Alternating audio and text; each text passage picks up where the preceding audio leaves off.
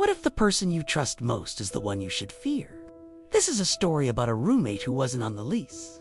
We'll call her Sarah. Now, strange things were happening. Keys would go missing and then turn up days later in the most random places. Food would disappear from the fridge and then reappear on the counter, all neatly packaged as if it was placed there by someone else. And then there were the whispers. Faint whispers that I could hear at night when I was trying to sleep. But when I turned my head to listen, there was nothing there.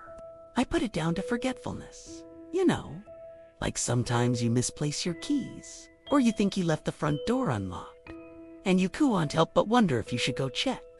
But really, it was always just an overactive imagination.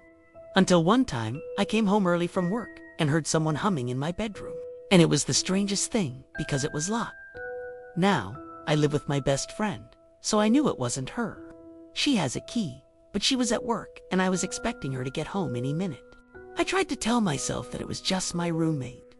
But the thought of her sitting in my locked room eating my food and whispering to herself was enough to make me question my sanity. Because I have a key, I let myself in and started to search the room. I checked under the bed, in the closet, behind the curtains, anywhere someone could be hiding. But there was no one there. And when I finally got to my front door, I saw that it was slightly ajar. I had definitely locked it when I left, which meant only one thing. My roommate wasn't in my apartment, but whoever was in my room was definitely still there. I don't want to scare you, but this is where things get really creepy.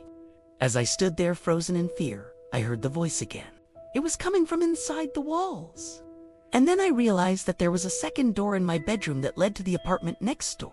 The one that I hadn't heard of until today. The one that we never used because it was boarded up and padlocked. But when I looked closer, I saw that the padlock was gone and the door was unlocked. With shaking hands, I reached out and pushed it open.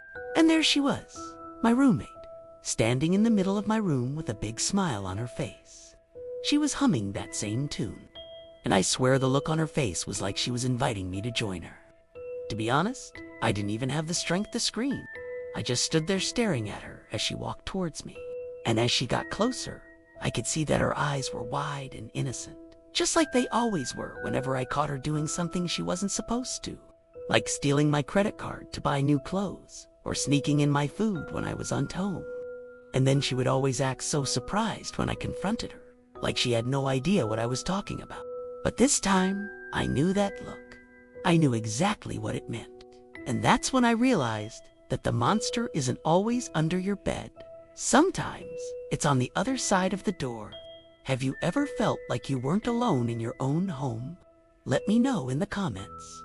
Subscribe, like, and comment for more true horror.